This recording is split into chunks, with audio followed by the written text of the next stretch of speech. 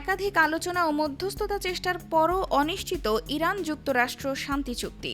কোনো সমঝোতা স্মারক চূড়ান্ত হয়নি বলে জানিয়েছে ইরান। মার্কিন প্রেসিডেন্ট ডোনাল্ড ট্রাম্পও অনুমোদন দেননি আলোচনার খসড়া প্রস্তাবে। সম্প্রতি মার্কিন পররাষ্ট্রমন্ত্রী মার্কো রুবিও জানান, শান্তি চুক্তির খুব কাছাকাছি পৌঁছেছে দুই পক্ষই।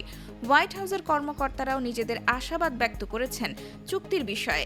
এদিকে শান্তি চুক্তির উদ্দেশ্যে সম্প্রতি ট্রাম্পের উপস্থিতিতে হওয়া আলোচনা শেষ হয়েছে কোনো সিদ্ধান্ত ছাড়াই। প্রায় 2 ঘন্টা আলোচনার পরও খসড়া প্রস্তাব অনুমোদন করেননি মার্কিন প্রেসিডেন্ট।